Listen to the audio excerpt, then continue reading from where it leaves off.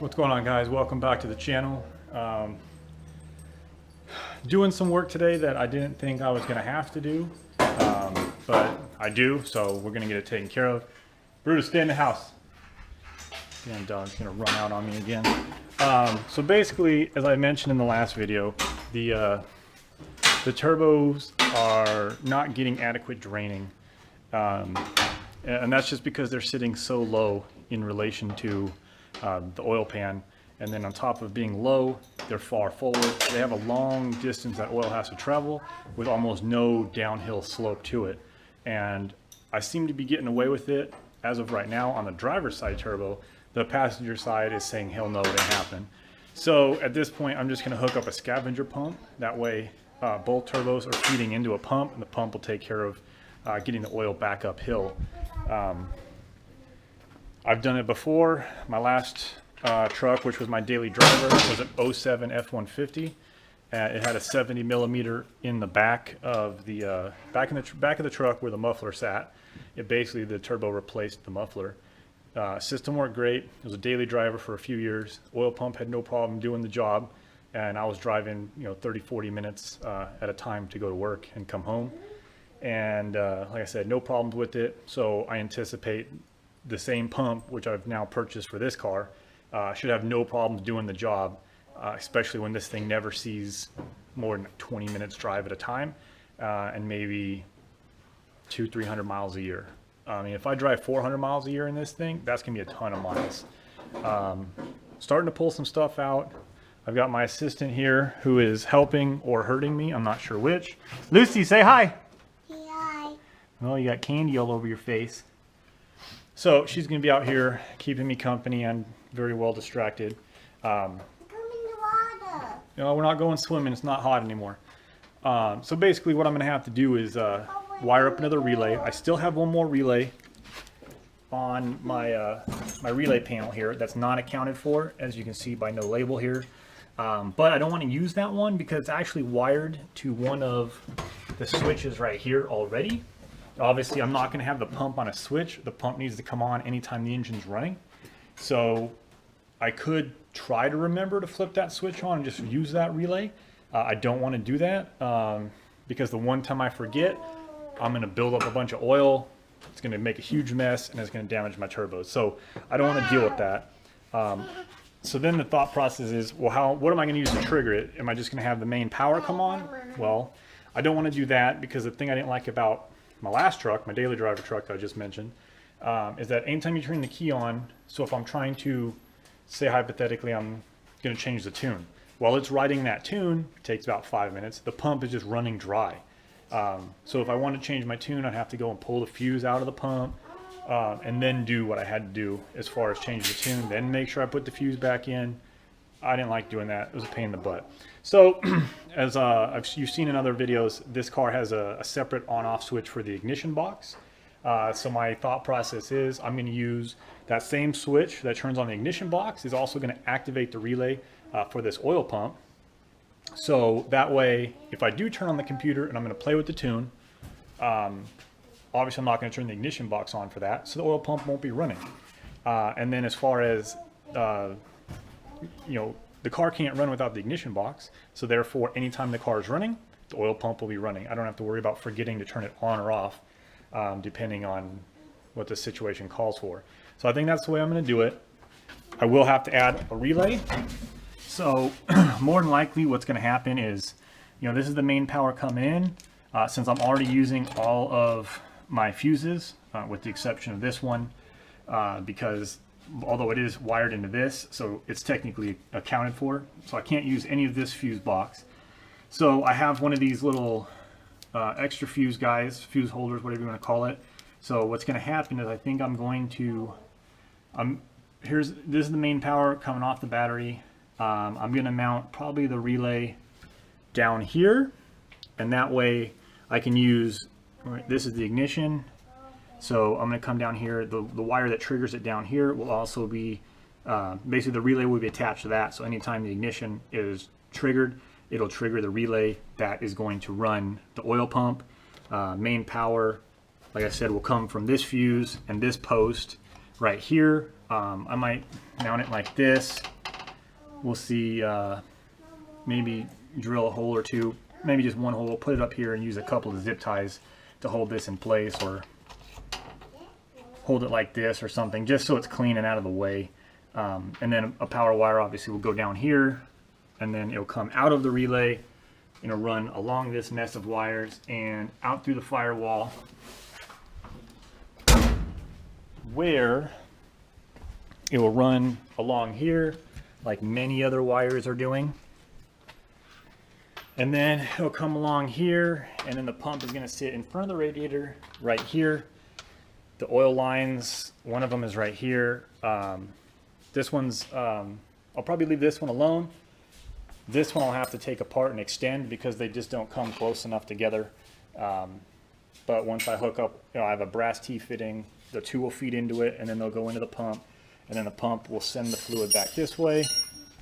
I'll zip tie it to the radiator hose just to keep the hose from the return oil line from flopping around, and then it'll go into the old drain line, which is right there and kind of bent because of the accident. But it still obviously flows just well, because I've had no problems with this turbo in the few drives I have had. But every single time I've taken it out, I've had oil seep out of this one. So this one's just not getting good enough draining. And I know it's not, it didn't just all of a sudden go bad. It was driving fine when it was in the last car, and now in this car it magically is having problems. No, it's just a poor drain. So that's where we're gonna get to. The downside to this is that I don't have the oil pump, it's on order. I don't have the brass, some of the brass fittings. I have the T fitting sitting over there on my shelf. I just happen to find the correct one in the garage. I have a whole bunch of AN fittings on order, but the point is most of that stuff won't come for another week.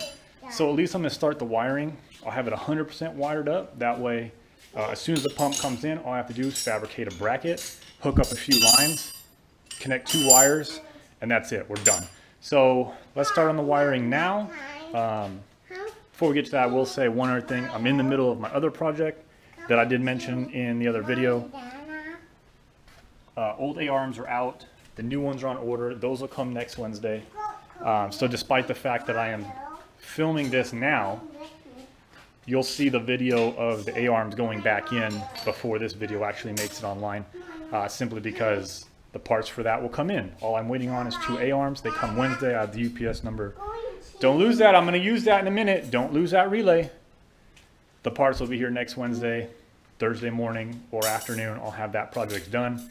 And then when the parts come on Friday, hopefully they come early enough that I can get some work done next Friday. If not, I don't know. We'll get to it when we get to it. But my new job starts next week, so my schedule is going to change drastically. So I'm going to get to it as I can. But anyways, enough rambling. Let's start doing some wiring. All right, first thing, let's get this guy mounted up. Debating, I guess I'll put it close enough so I don't have to extend this wire out, because that would be kind of a nuisance. So I'll drill a hole here. I can put a mark in the dust.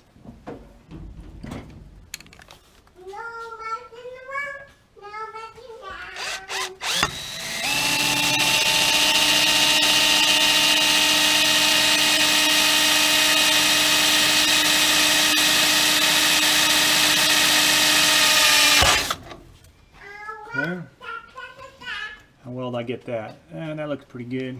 So we'll put another one over here. And these are just, as I mentioned, these are just going to have zip ties holding it. Nothing super high tech.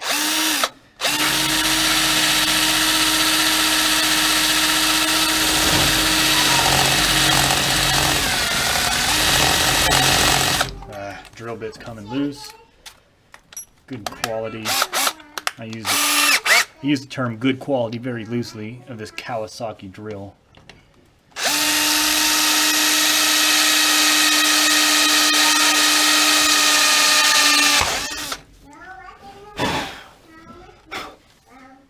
All right, next thing to do, I'm going to put a little eye loop on here, and then I can attach it to the positive post, and then I will put a couple zip ties on there to hold that in place. Okay. So I have the little loop mount it on there. And just zip tie this here. Again, it almost seems blasphemous to start zip tying things to this fuse panel after it came out so good. Whoops. But it's still cleaner than just having that fuse holder just randomly somewhere in the car. Because I do have a few of those for things that are just always have power. And I'm not super excited about how they look, but it is what it is. And I guess I could have made this a little bit bigger of a hole, but yeah, this will work. Hopefully these zip ties can bend at such an extreme angle without snapping.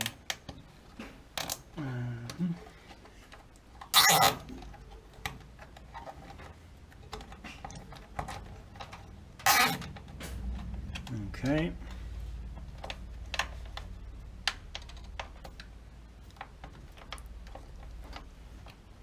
And it looks like that'll do. All right. That works. So now I just have to snip off the extra and connect that down there, which that'll work just fine.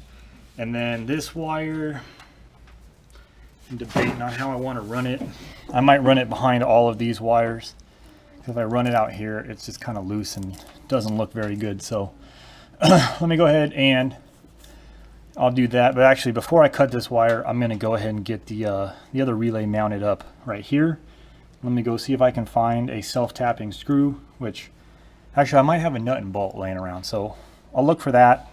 Let me find the nut and bolt, and then we'll get the new relay wired or attached, and then we can start wiring it. Okay, so main power wire is now attached through this fuse holder right here, which already has a fuse in it. I'm still not attaching the power until it's all finished wiring up. This is my trigger wire. So this is the one that would, when it gets 12 volts, it's going to activate this relay. So like I said, I want to tie it into my ignition system, which is this relay here. So this red wire right here is the one that sends 12 volts to this relay to turn it on. So I'm basically going to see if I can squeeze it in underneath this guy or next to it. Let him share because he's already crimped on there. Hopefully there's enough room. Otherwise I'm going to have to do, oh yeah, it looks like it's going to work since these things are pretty flexible. So we'll just tighten this guy up. In theory, looks like he's squeezing out. Get him back in there. Okay, so got two wires in there connected. So now anytime 12 volts comes through this wire, it's going to send 12 volts to activate this relay, as well as go through this up here and activate this relay, which runs the ignition box. So both ignition box and the oil pump relays will both activate when I turn on the same switch. So now I have to ground this out. I'm thinking right here, because it's not long enough to make it up here to the where the other grounds are. Obviously the main ground, I don't have room, or I don't have the length to do that. So I'm gonna have to find the socket for the back side, and it's kind of hard for me to get my arm back in there now that the passenger seat is installed, but I'll go ahead and do that. And then actually this is longer than it has to be, so I can go ahead and trim this. These are like the cheapest cutters because I can't find my good ones. So this will be the ground, so that anytime 12 volts comes through here, this will touch to ground, completing the circuit, which will then allow 12 volts to come out of here via this blue wire right here. So it's a little confusing because every relay is going to have a different style of wires, whereas this you can see is red and blue for the main power. But if you were to use it in the same orientation as these, red is where power comes in and blue is the power coming out, whereas this one is the exact opposite. Doesn't matter how you wire it, it's going to be the same either way. but as far as the orientation of the connector, it's backwards. And then as far as these have a yellow wire for as the trigger, yellow and a black, this has 2 yellows. So again, they still work the exact same way. It's just, you just got to be paying attention to what you're doing, because you can get confused when you start using different wire colors for doing the exact same job. So let me go find some tools to get this guy off, and I'll crimp a wire on here, wire connector, and then this will get attached right there for the ground. And then after that, I'll test this with the ignition switch to make sure I have 12 volts. And as long as that is good, then I will extend this wire all the way out. Okay, so main power is now hooked up. I grounded out this side of the relay. So now what I'm going to do is hook up my multimeter, because this wire should see 12 volts as soon as I turn on my ignition switch. Try to make sure that doesn't touch any grounds. Okay, so when I flip on the switch, I want to see 2 things. 1, 12 volts on my multimeter, and 2, no fires. Sissy, get back in the house. Already had to chase that dog down once today. I'm not doing it again. All right, here we go. Ignition switch. All right, no fires. So since I'm not touching this to anything, let's see if we get 12 volts. Yeah, we do. And let's see if I can actually get it to stick to something so I don't have to hold it. There we go. Now I'm going to hit the ignition switch, turn it off. You should see nothing. Nice. Perfect. So anytime the ignition switch goes on, we're going to have 12 volts coming out of that relay, and that'll run the pump. So now I just have to run this nice pretty green wire up to the front of the car. I should have more than enough slack to do that. And once that's routed, that'll be pretty much it for the day, since I don't have any more parts. Okay, so the power wire is coming out right here. It runs down along with all the other wires. It's kind of a mess back there, but thank God the intercooler hides it all. That green wire is going to come out right here. It's going to run underneath the frame rail. Kind of ugly, but it's at least out of the way, not going to touch anything hot. I have to cut a bunch of these zip ties. It's irritating. They all have little tails. But this is a wire that's going to dangle. I'm not cutting it to length since I'm not 100% sure where the pump's going to sit. Like I said, it's more than likely going to sit favoring this side, so I won't need all that wiring. But unless I find some 14 gauge or something laying around that's a different color, I'll end up using that for the ground as well. But you know, I'll weld a bolt right here or something like that, you know, and just bolt it to right there, and that'll be my ground. So that'll be easy. So that's pretty much the wiring for the pump that is not here yet. Very easy day, nothing crazy difficult. I guess that's where I'm going to wrap it up, since I don't have anything else to work on, and the neighborhood kids are starting to come out because I guess school's over, so they're all loud and doing their fun stuff, which is totally fine. But I'm sure none of you want to hear a bunch of kids screaming in the background as I'm doing work. Well, I should say doing the work that I don't actually have to do right now. So I'm going to call it a day right here, and we'll pick it up when some parts start coming in. Alright, Friday has finally come, and so has my oil pump. And I've done a little work with it already. Here it is with some of the fittings attached to it. This is going to be the drain line off of the passenger side turbo. The drain line for the driver's side is sitting over here, but it's not long enough as is, so I'm going to have to make a new one. And that'll be real easy to do. I'm going to go ahead and cut up some metal so I can get that pump mounted. I've played around a little bit with where I want to put it, and I got some measurements. I have some scrap steel over here, so I'm going to go ahead and use this right here. It should be plenty strong. The pump doesn't really experience a ton of load. I can always put an extra brace in if this doesn't turn out to be sufficient. But for now, this is going to be it. I'm going to drill a couple holes, or cut a couple pieces, drill a couple holes, bolt it all together, and then weld it into place. So let me go ahead and get my chop saw plugged in and get some work done. Alright, I've already taken my measurements. I need a couple pieces that are about 5 inches long. So I'm going to mark them and cut them.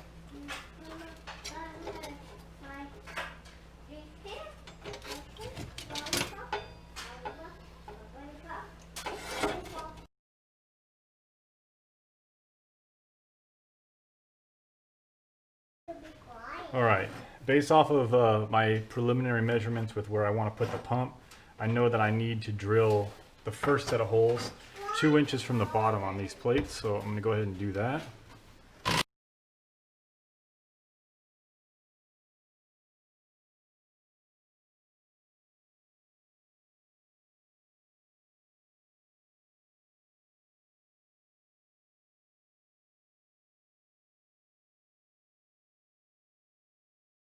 Okay, the holes are all drilled, so now it's just a matter of bolting this up.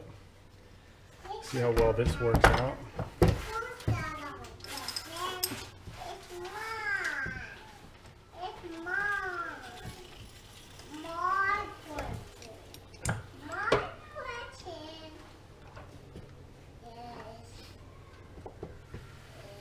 Okay, that side lined up good. The only downside though is I don't have 4 of these bolts. I only have 3 at this current moment in time, so that's going to present a small problem, but not a major one. I have an extra nut, so next time I go to the hardware store, I'll just pick up another bolt. If I can get this thing to fit through there, and we'll try the bottom one.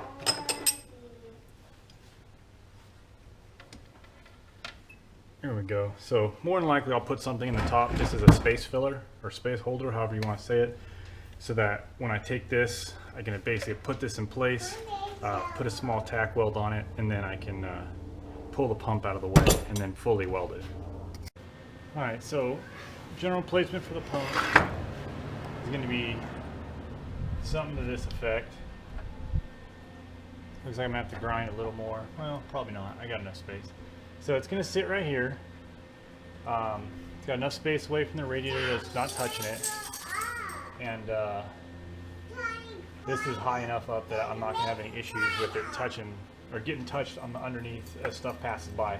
So I'm not super excited about the angle of this, or the fact that this is lower than the pump inlet, but it can self-prime, so that's not really going to be an issue.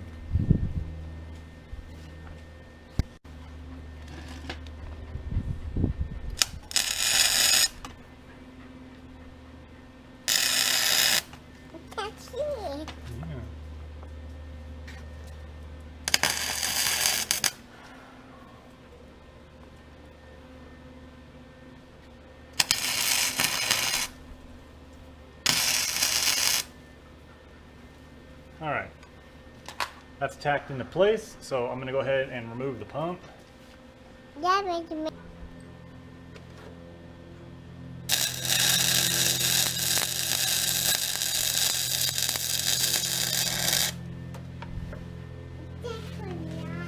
Good.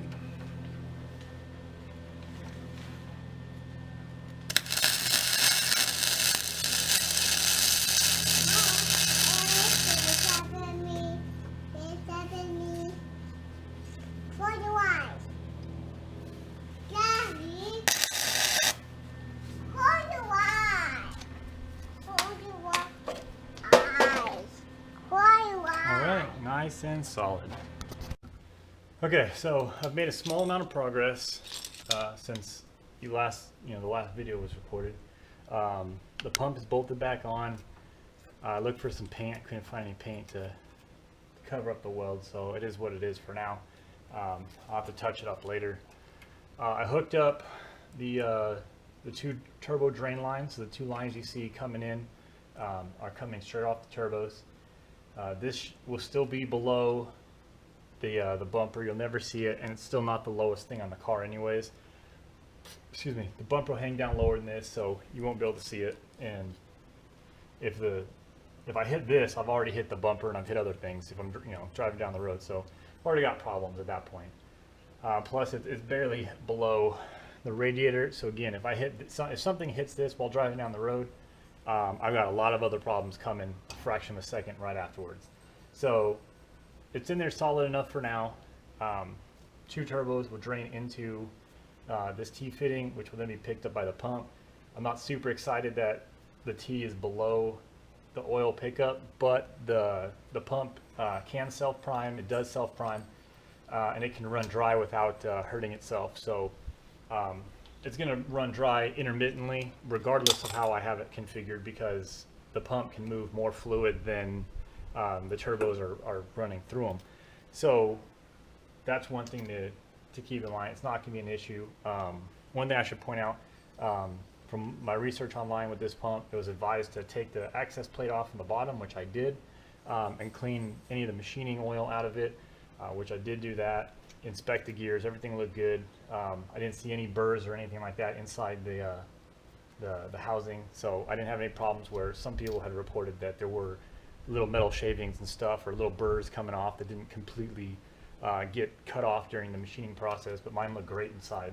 So the next thing to do now is basically, I got it wired up, but the wire for that's already right here, so it's really just a matter of one connection and then a ground.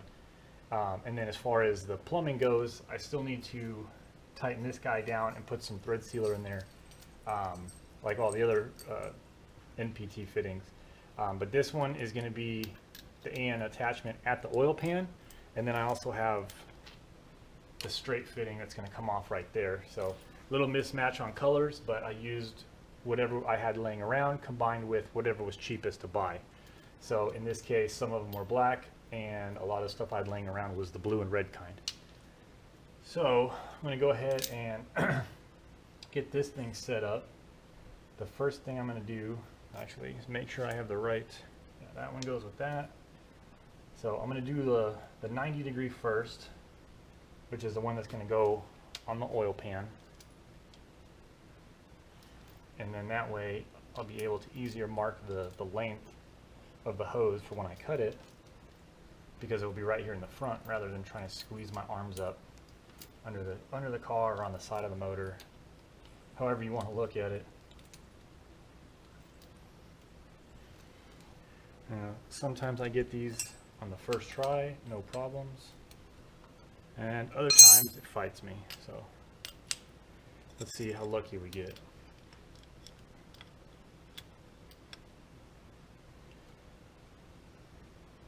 Yes, I know I should be using the proper AN wrenches, but I don't have any.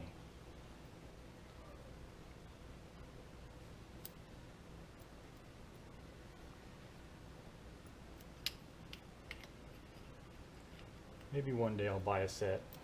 Unlikely, but it's fun to fantasize. Oops.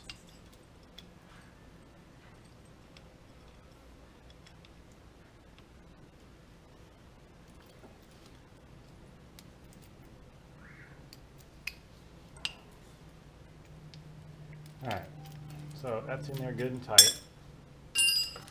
Got plenty of material here, so I'm going to reach under there where you're not going to be able to see it anyways, so I'll get that hooked up and I'll get the line run and then I'll pick up the camera in a second. Okay, oil line is all hooked up at the oil pan. So I'm going to go ahead and hook this into place just to get an idea of the length. I'll leave it a little bit longer than I have to, because this still has to be tightened in, and I don't want it to be crazy tight anyways. So let's go ahead and just cut it.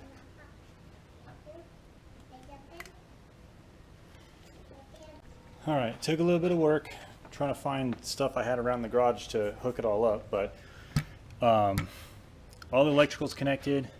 I'm going to try to turn on the pump first. We'll hear how god awful loud it is. And then I'll try to start the car and see what happens. Actually, I think I got one other thing I got to tighten. Now that I remember, let me tighten one thing and then I'll start it.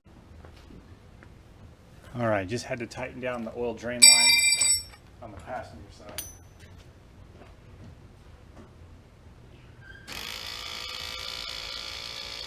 Oh, that's not as bad as I thought it would be.